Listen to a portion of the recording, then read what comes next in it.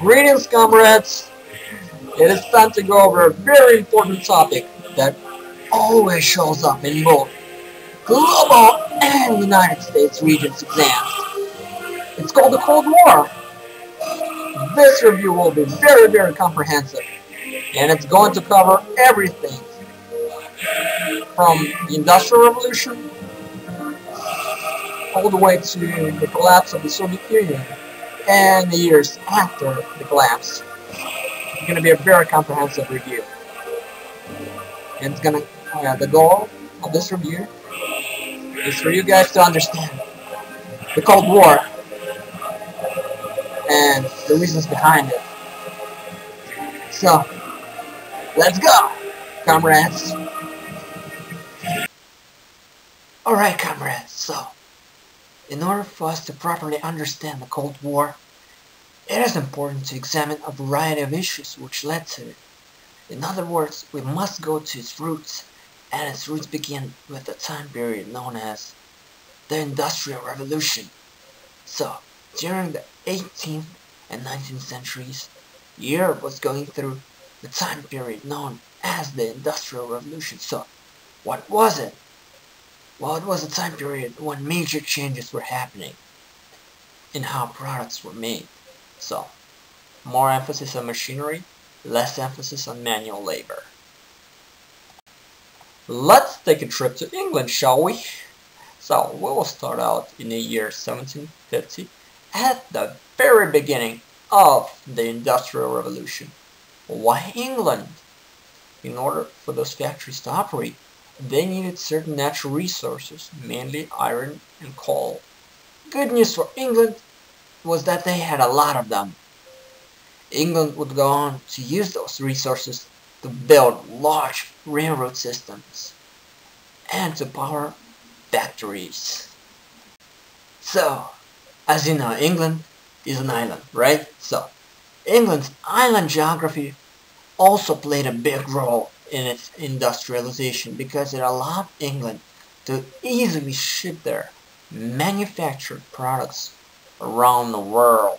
So, England also had many unemployed farmers who would move into those cities in large numbers to work in these factories. So what you would see is you would see a large-scale migration from villages and farms into towns and cities to work in those factories. And the Industrial Revolution would later spread to other Western European countries. Alright, so major inventions of the Industrial Revolution. So the first one is the steam engine, 1712. It was a very good invention, but it was not really practical. You couldn't do much with it. That was until you got to the Watt steam engine in 1775 by James Watt. What it did is it improved the steam engine, it made it practical, and steam engine was very important when you think about the Industrial Revolution, because what it did is it powered factories, it powered ships, it powered a lot of things. So, steam engine was very important. Then, of course, you have a cotton gin in 1793, and what was invented by someone named Eli Whitney. You also have the sewing machine, which was invented in 1846 by Elias Howe. It was an improved version of it, which made it practical. And then you have a telephone, 1876. So when you pick up your smartphone, you gotta think someone named Alexander Graham Bell, because he was the first one to invent a telephone, to invent a way to communicate using a telephone. And then you have the incandescent light bulb, 1879 by Thomas Edison. So, those are just some of the examples of many inventions of the Industrial Revolution. Problems of the Industrial Revolution. So, When we think about problems of the Industrial Revolution, we have to think about laissez-faire economics. So what laissez-faire economics was basically an idea that government should not regulate the economy, which equals to pure capitalism. And what capitalism is, it's an economic system founded by Adam Smith and based on an idea of free market. So what capitalism is, it's an idea that there would be an invisible hand which would regulate an economy. And in pure capitalism, government would not regulate economy at all. It would not help workers. It would not help its citizens. It would not do anything with regards to economy, with regards to managing economy. So, another problem was harsh and unsafe working conditions. So workplace injuries and even deaths were very, very common. There was also low pay, no benefits, and child labor. So kids working in those factories faced the exactly the same problems that adults faced. And also, more factories equals to more people living in cities, equals to more unsafe and crowded tenement houses, equals to spread of diseases. And trust me, you didn't want to be in the city back then, because in addition to being polluted, because there was no legislation to limit pollution, there was a high chance of catching a disease. So, you didn't want to be there. Alright, so let's move on, guys. So now you had a situation where workers became really pissed off, really upset. So how did they respond to the problems of the Industrial Revolution? See, what they did is they formed labor unions to collectively negotiate better working conditions with factory owners through the process known as collective bargaining. If factory owners refused their demands, these workers would refuse to work and they would go on strikes. So factory owners would respond by blacklisting the most active members of the union and pass their list to other factory owners. This meant that those workers would not get a job anywhere else. Alright, so let's move on. Communism. Alright, so comrades, we just reached one of my favorite topics. So, in 1848, two German revolutionaries, Karl Marx and Friedrich Engels, published a political pamphlet called Communist Manifesto and created a political ideology known as communism. Alright, so what do we need to know about communism? A class system. So according to communists, humanity is divided between two social classes. There's an upper class, which means rich people, and there's a lower class, also known as the working class, which means poor people. Okay, so there's a class struggle if you believe communists. According to communists, humanity has always revolved around constant tensions between these classes, the upper class and the lower class, where an upper class was always trying to oppress and exploit the proletariat, which is the lower class. Problems with capitalism. Communists did not like capitalism. They believed that this economic system exploited workers for the benefit of the bourgeoisie, who were rich capitalists, whose only purpose was to make profit. So, they had an idea of the revolution. According to communists, the only solution to the problems caused by capitalism was the revolution, an uprising of workers which would violently overthrow the capitalist system. And in theory, after a successful revolution, workers would own and control all of the wealth. In practice, it never happened, and we're going to talk about why. Alright, comrades, So we finally got to Russia. The Russian Revolution of 1917. So, prior to the revolution, Russia was ruled by Tsar Nicholas II. He was an absolute monarch, and he had full control over his government.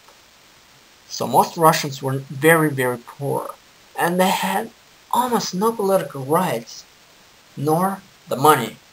So, in 1914, Russia made a terrible decision to enter World War I. Many Russian soldiers were killed, and that fueled public resentment of the Tsar even further. So Russians did not like the Tsar. First of all, they had no money, no political rights, and now their people were dying in a war that they were not prepared to fight, and they were clearly losing it. So they wanted to withdraw from the war. Many Russians wanted to withdraw. So you can see how the Tsar was not very popular with many Russians at the time. Okay. Communist Revolution of 1917 overthrew the Tsar. Russian communists, who were also known as Bolsheviks, were led by Vladimir Lenin. And what they did was they seized political power and executed the Tsar and his entire family. So how did Lenin get the public support for his revolution? Most people were poor and had few political rights, and his opposition to World War I also gave him popular support. And finally, his promise of peace, bread, and land. So he promised peace. We're not going to get involved in war. He promised bread. He promised food to poor people. So that was a huge motivating factor. And land. So he promised to give the land to the peasants, to the working class, to the poor, that they would be the owners of the land. In practice, that did not happen in the Soviet Union, but we're going to talk about it later. So, we have the Russian Civil War. And following the communist takeover of Russia, there were many supporters of the Tsar who wanted to take that power back from communists. They were known as Whites, who were fighting against Reds, who were the communists. But they weren't happy about many things. But one of the things that they were unhappy about was the Treaty of Brest-Litovsk, which was a document signed by Lenin in 1918, which ended Russian involvement in World War I, but it also cost Russia large amounts of land. Lenin was desperate to end the war and focus on controlling his country. And eventually communists won the Civil War and established the Soviet Union in 1922, which would expand its sphere of influence. Very important when you think about the Cold War. Sphere of influence, to eventually include 15 republics ranging from Eastern Europe to Central Asia, with the capital of Moscow, Russia. So think of it as a new Russian Empire. But it wasn't called the Russian Empire, it was called the Soviet Union, and it was established in 1922.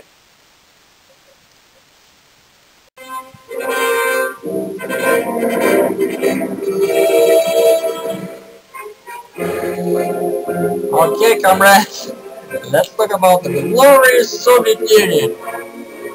In 1921, Lenin and the Bolsheviks agreed to establish the new economic policy, and they decided to give it a very original name. The new economic policy, the NEP. It was an economic policy which allowed for some elements of capitalism to exist. small businesses and private property were able to exist, and under this policy, the heavy industry and large factories were owned by the state. Very important to remember that. Lenin believed that this policy was necessary to help Russia recover after the brutal years of the revolution and World War I. This policy was somewhat successful in helping the Soviet Union recover. The problem was that, Lenin died in 1924, and his successor, Joseph Stalin, didn't like that policy, to be honest with you, and abolished it in 1928. Alright, comrades, let's continue.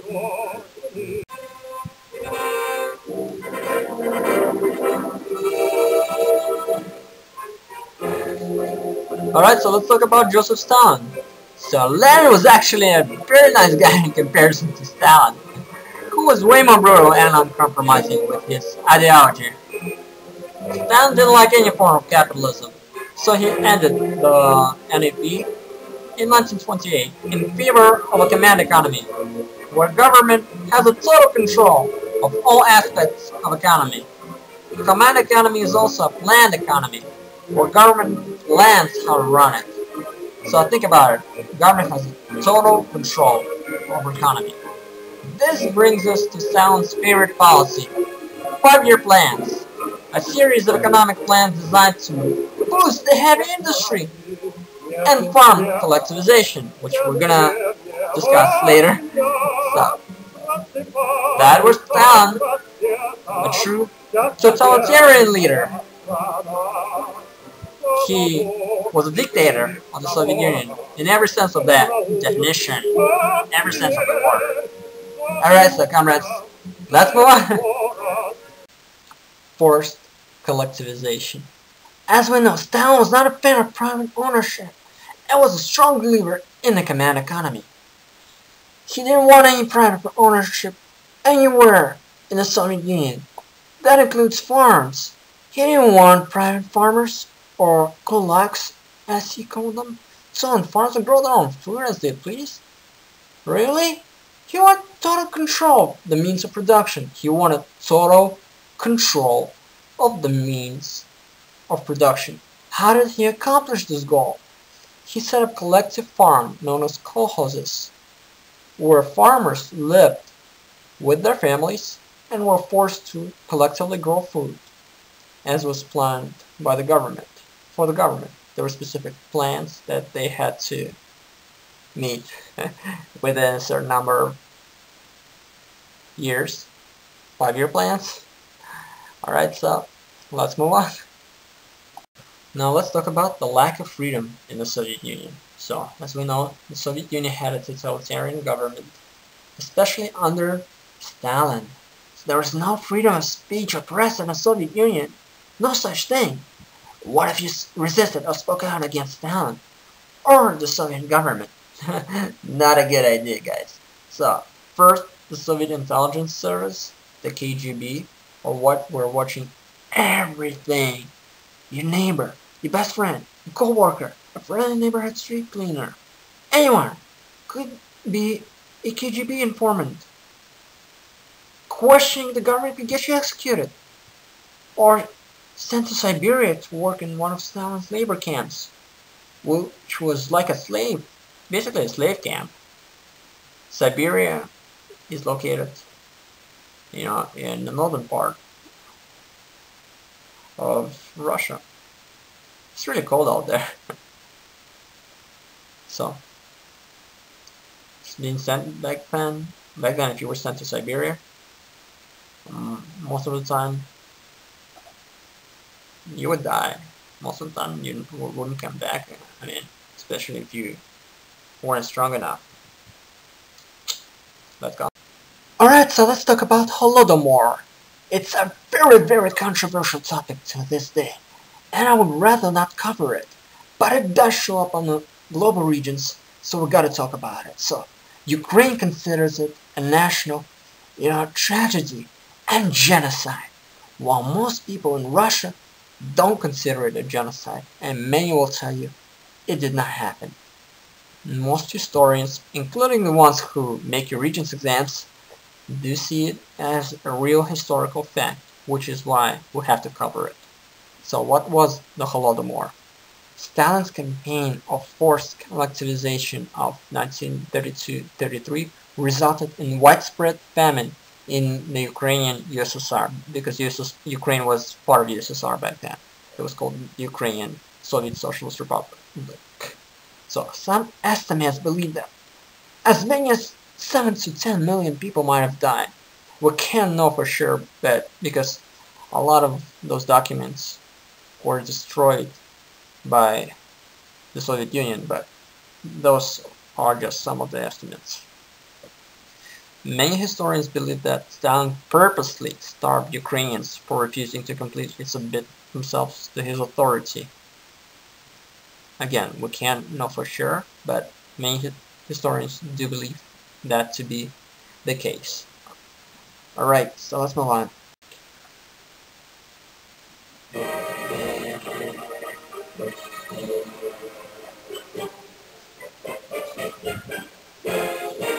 Alright, comrades! So we finally got to the Cold War! And I'm so happy. I feel like I want some vodka right now. But it's the Cold War, 1947 to 1991. So what was it? It was an ideological conflict between the Soviet Union and the United States. The West. And the West. Alright, so if you're taking the global regions, it's important to focus on the West. If you're taking the United States regions, focus on the United States. Makes sense, right? So, it involved a struggle to expand and control various spheres of influence. So, following World War II, there was something known as the Yalta Conference, where Stalin, FDR, and Churchill divided post-war Europe between themselves. So, the Soviet Union got an indirect control of the Eastern Bloc, and the Western Europe became democratic under the indirect control of the United States and the West. So, when you think about the Cold War, you have to think about the struggle between communism versus capitalism and democracy. Well, communism was both an economic and political ideology, but when you think about capitalism, it's purely an economic ideology, and democracy is political.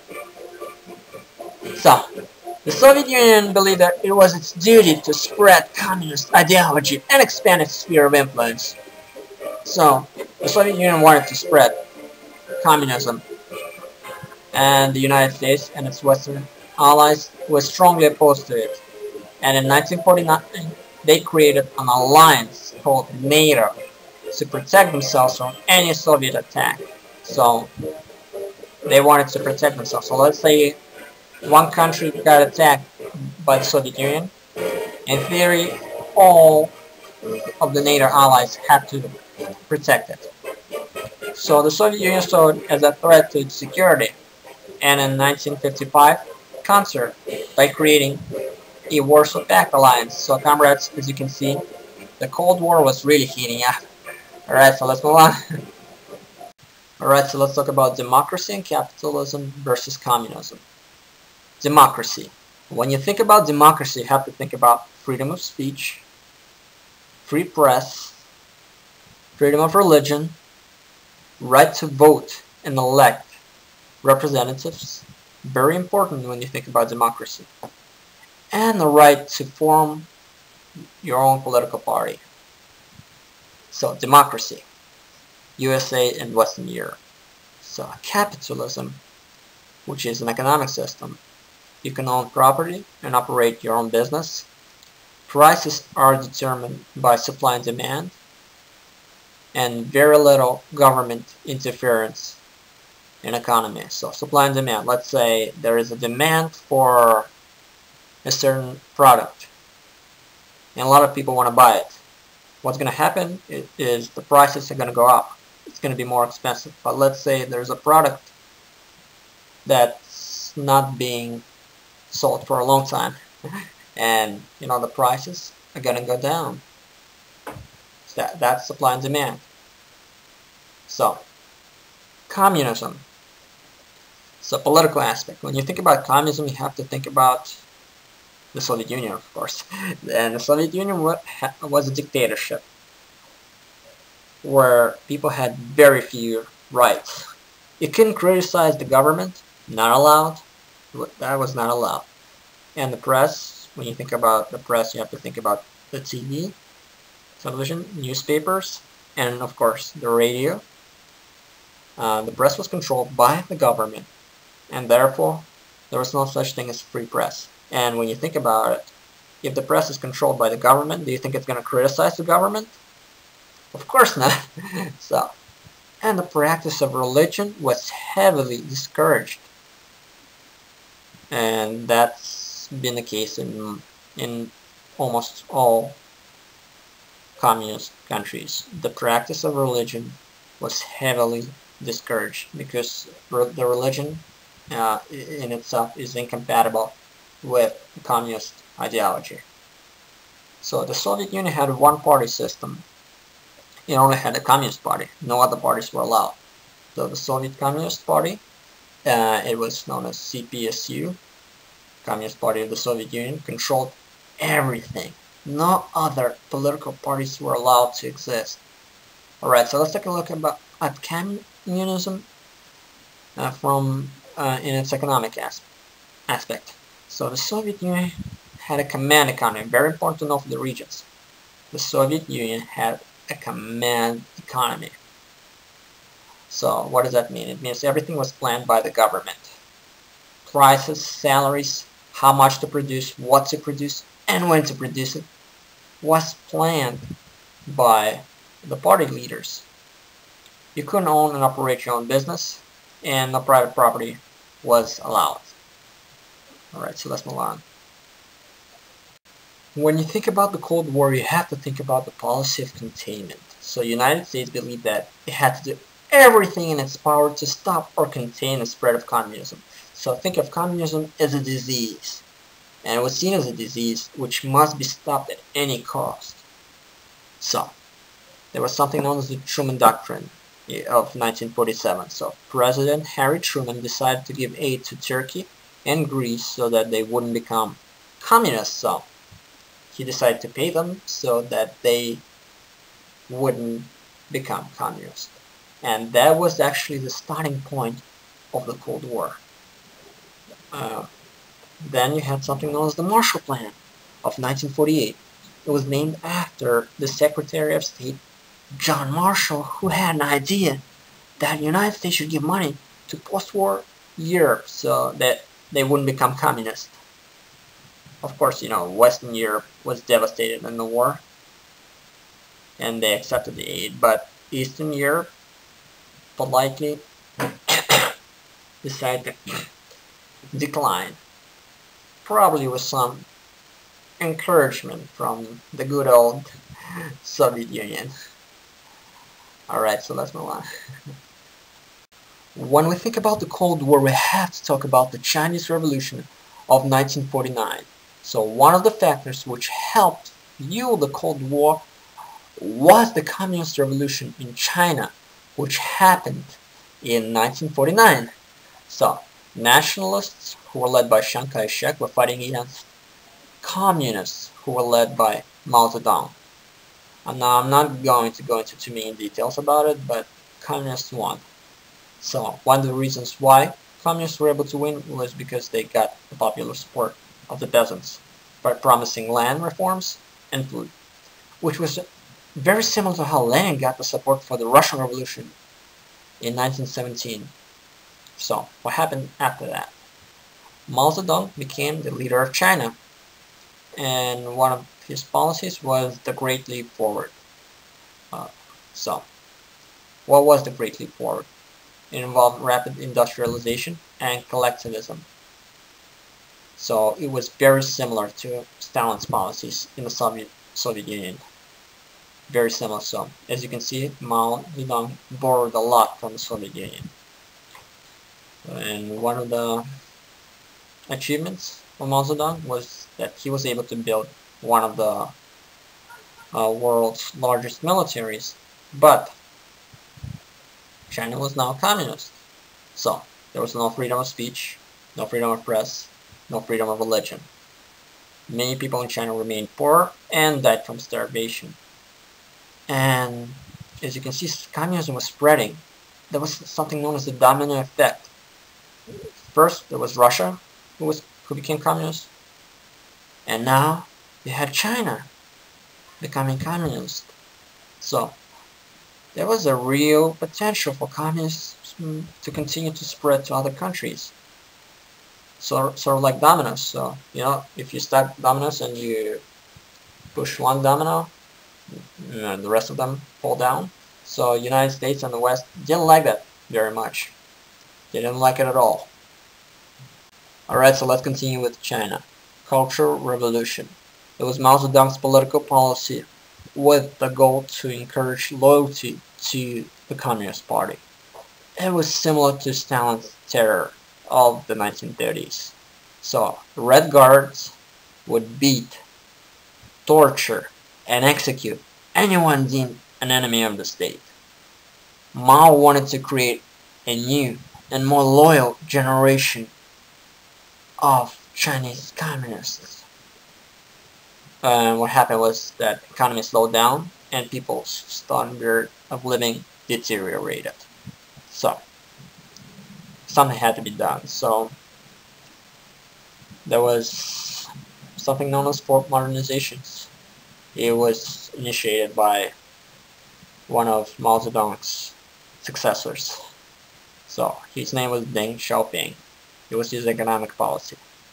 He knew that China wasn't doing really well, so he wanted to reform Chinese economy. So what he did was he allowed some elements of capitalism to exist. People could operate small businesses, own small farms, etc. And the economy improved. And I have a question for you guys. Which country today has the fastest growing economy? Is it A, United States? Is it B, China? Is it C, Russia? Or is it D, France? That's right, it's China. So how many things do you have in your house which were made in China? I know most of the things I own were made in China. Specifically, most electronics and almost everything in stores was sold in stores today was made in China. That's just how it goes. So we have to give credit to Deng Xiaoping for modernizations for this. Otherwise, China would still be isolated and underdeveloped, similar to North Korea. Alright, so let's talk about the Korean War. Although there was no actual war between the United States and the Soviet Union, the Cold War saw a number of indirect wars between these two newly formed superpowers in order to expand their spheres of influence and or to weaken each other. The first main conflict between them was the Korean War, 1950 to 1953. So, following World War II, Korea was divided into two separate countries, Communist North Korea and Democratic South Korea. So, both Koreas wanted unification. So, they didn't want two Koreas, they wanted one. But, they wanted unification to happen under their own rule. They hated and wanted to destroy each other. So, what happened was that in 1950, North Korea, armed with Soviet weapons such as, tanks, what they did was they invaded South Korea and they were quickly winning the war. South Korea was not as strong as North Korea. And the United States didn't like that. So what they did was they asked United Nations to send soldiers so they could help South Korea. And they did that. So South Korea, with the help of the United States and United Nations, they pushed North Korean troops back and were actually very, very close to defeating North Korea. But China was watching it, and they didn't like that. They wanted North Korea to stay communist. And what they did was they sent their own military to help their communist allies in North Korea. And China had a huge military. So, result. In 1953, an armistice agreement was signed, ending the war. But please don't confuse it with a peace treaty. A lot of people that make that mistake. There was no peace treaty after the Korean War. There was an armistice. Armistice means that there was an end to fighting. But two Koreas are still technically at war, so the Korean War is the longest active war in the world. So their borders stay at the 38th parallel. So the Korean War saw the first real indirect war between the Soviet Union and the United States. Vietnam War. So in 1954, in the Battle of Dien Bien Phu, Vietnamese communists led by Ho Chi Minh attacked and defeated French colonial forces who controlled Vietnam. So Vietnam was a French colony. So during 1954 Geneva Conference, Vietnam gained independence, but was quickly divided between Communist North and Democratic South at the 17th parallel. So North Vietnam was gradually increasing its attacks against South Vietnam, and things really heated up in the 1960s. So in 1961, what happened was JFK, US President John F. Kennedy, ordered more soldiers to help South Vietnam. He didn't want it to become communist, because there was a dominant theory: what happens if Vietnam becomes communist? Well, then other countries in Asia might become communist as well. So what we need to do is we need to contain communism from spreading. The policy of containment. We gotta do everything we can to stop the spread of communism. So, results. North Vietnam won. North Vietnam won. And there was a Paris Peace Treaty of 1973 which ended US involvement in Vietnam War. Almost 60,000 American soldiers died in the war. So North Vietnam finally won in 1975 when they defeated South Vietnam and united Vietnam under the communist rule. Alright, comrades, let's talk about the Cuban Revolution. So, during the years from 1952 to 1959, Cuba was ruled by a dictator known as Fulgencio Batista. He was a brutal dictator, but he was not communist. Very important to note that he was not a communist. So the United States did have diplomatic relations with Cuba because Batista was not a communist. So most people in Cuba lived in poverty. They're very, very poor. So what happened was there was a Cuban Revolution. It lasted from 1953 all the way to 1959, and it overthrew Batista and installed a communist government led by Fidel Castro. So, it's a communist government, so what do you think is going to happen? No private business, and everything is controlled by the government. So, the United States didn't want a communist government so close to its borders. They didn't like that, so they cut all diplomatic trade with Cuba and banned Americans from visiting Cuba. So what happened was Cuban economy took a huge hit. It deteriorated severely because of that. And ties between the United States and Cuba were only restored recently on July 20, 2015 when US President Barack Obama and Cuban President Raul Castro decided it was time to improve diplomatic ties. It's time to improve diplomatic ties. So they made a decision to end diplomatic hostilities. Alright, so let's talk about the Bay of Pigs invasion. I promise, it did not involve real pigs. There was no animal cruelty. So, it was a failed US-sponsored invasion of Cuba in an attempt to overthrow Fidel Castro. It only lasted 2 days. Mainly because US-sponsored militia was outnumbered by the Cuban military. So, it did not go really well. So, let's talk about the Cuban Missile Crisis of 1961. The Cuban Missile Crisis. It was a crisis between the United States and the Soviet Union. this event could have ended the world with a nuclear war. So what happened? The Soviet Union placed nuclear missiles in Cuba, aimed at the United States. And when the United States discovered those missiles, JFK demanded that the Soviet Union remove those missiles and imposed a blockade. There were many people in the United States government and military who wanted to bomb the Soviet missiles in Cuba. However, this would have caused World War III because the Soviet military in Cuba were instructed to fire those missiles at the United States if they were ever attacked. So, in most likelihood, the world would have been over. But the good thing is, it was not over.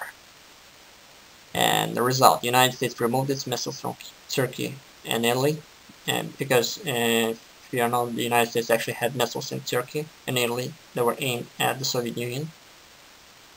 And in exchange, the Soviet Union removed its missiles from Cuba. So, it was a peaceful resolution to a crisis that could have very well have ended the world. How did the Soviet Union control its Eastern Bloc satellites? With an iron fist!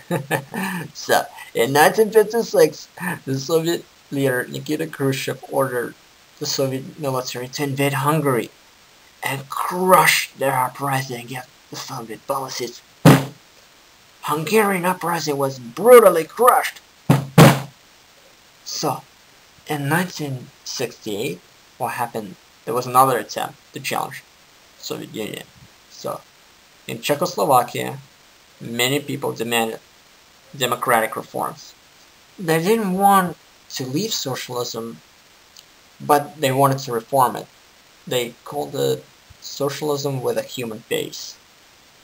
They wanted some democratic reforms. But Soviet leader Leonid Brezhnev, he didn't like that. So he ordered the Soviet military to invade the country and crush that uprising. And that happened because the Soviet Union felt that it had the right to interfere in the affairs of any communist country. This was known as the Brezhnev Doctrine. So, the Soviet Union held its, I would call it, its empire really, really tightly. It didn't want to let go. Alright. So, we've been talking about politics a lot, and it can get a little bit boring. I understand. So, let's talk about something fun, like space race. So, during the Cold War, the United States and the Soviet Union were competing in many areas. In addition to trying to manufacture as many weapons as they could, was known as the arms race, there was something known as space race. So, in the beginning, the Soviet Union was actually dominating the space race. So, in 1957, the Soviet Union launched the world's first satellite into space. It was called Sputnik. So, in 1961, the Soviet Union continued to dominate the space race by putting the first man in space. His name was Yuri Gagarin. He was the world's first astronaut. But the United States countered by putting the first man on the moon in 1969. And in 1981, the United States launched its first reusable space vehicle known as the Space Shuttle into space. And by that time, the Soviet Union was not doing that well, and we're going to talk about it a little bit later, but the United States continued to dominate the space race ever since. Well, space exploration, because it wasn't much of a race at that time. Alright, so let's go on. Alright, comrades, so let's talk about détente. So in 1969, President Richard Nixon initiated a policy of détente. He wanted to ease tensions with the Soviet Union. The aim of that policy was really to reduce the chances of war. So, in 1962, what happened was following the Cuban Missile Crisis, the United States and the Soviet Union agreed to establish a direct telephone hotline between Washington and Moscow to quickly talk to each other in times of crisis and avoid any future war. Détente was a continuation of that new way of thinking. We don't want war. Let's reduce tensions. Let's make peace. Alright, so two very important agreements, two very important treaties, which happened during détente, were known as SALT 1 and SALT 2. Now, don't confuse it with salt and pepper. It was known as Strategic Arms Limitation Treaty. So, it was a 1972 and 1979 agreement between the United States and the Soviet Union to reduce the number of nuclear missiles. The idea was we're going to reduce the number of missiles, and that's going to reduce the chances of nuclear war.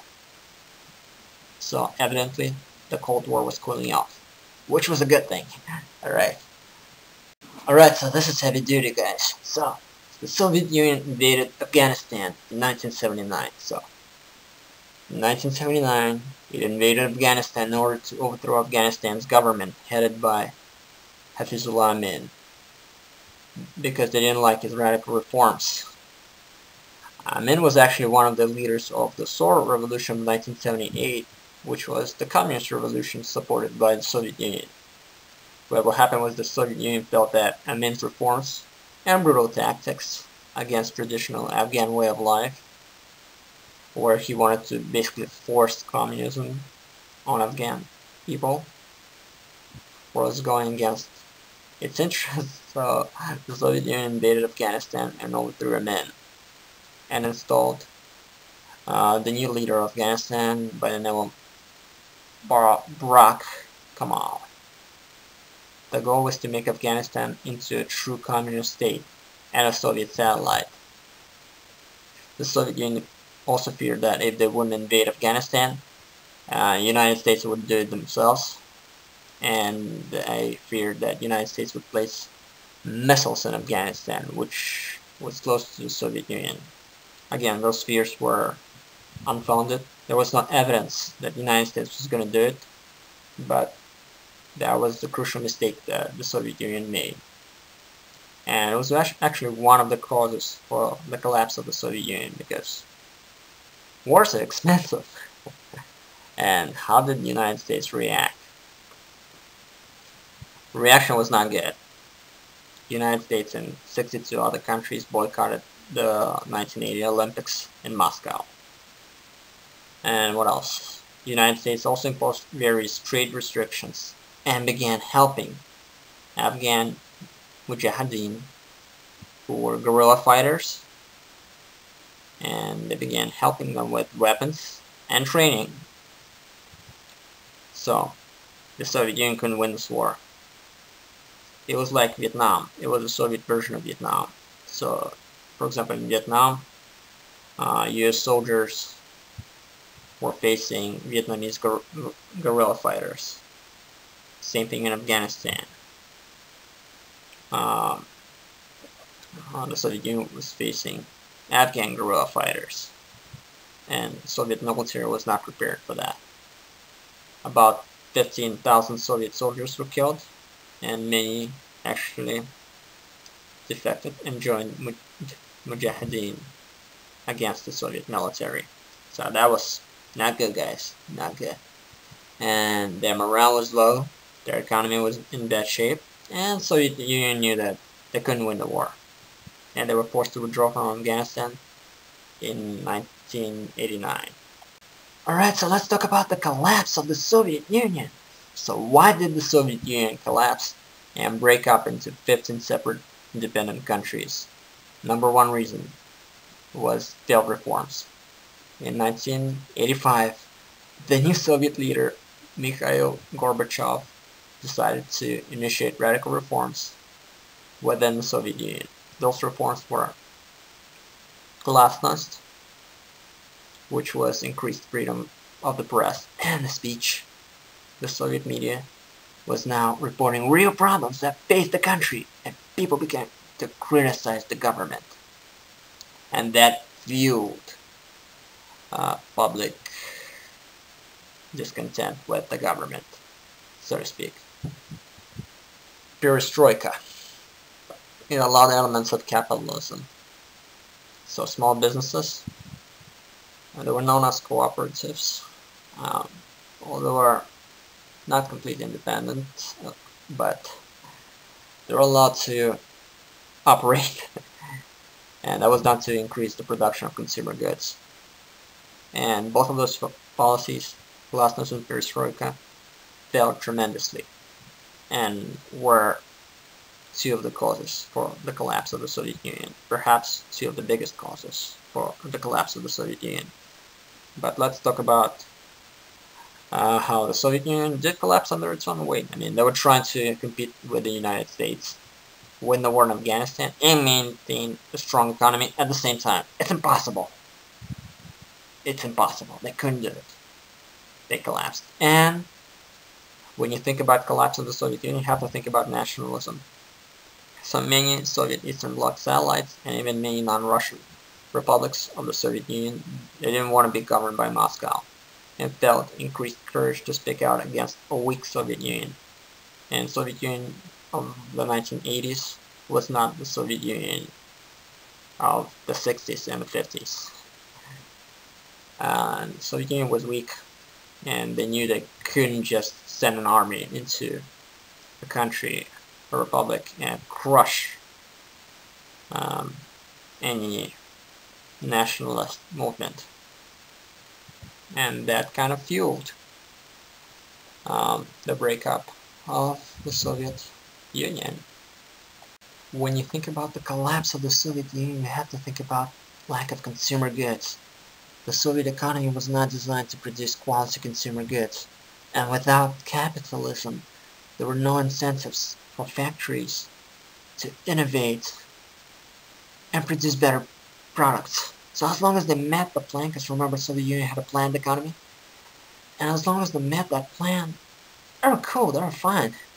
So many Soviet people actually wanted quality consumer goods, and what it did is it created a black market where many people were illegally buying and selling smuggled Western products, such as clothes, jeans were some of the examples. Jeans were very popular in the Soviet Union in the 80s. Technology, music, etc. So what happened was on December 26, 1991, the Soviet Union collapsed into 15 independent countries. So Soviet Union ceased to exist. It collapsed. So the new president of newly independent Russia was Boris Yeltsin, and the Cold War was essentially over. The Cold War was over. Na na na na na na na na. Cold War is over, and the Soviet Union lost. The Soviet Union lost because it ceased to exist. So hopefully you guys learned something about the Cold War. As you can see, it's a very easy topic, but we gotta learn it step by step. So, as comprehensive as this review might seem, it's really not. I did not cover everything when it comes to the Cold War. I went over the most important events with regards to this conflict. So, good luck, and have fun in your regions.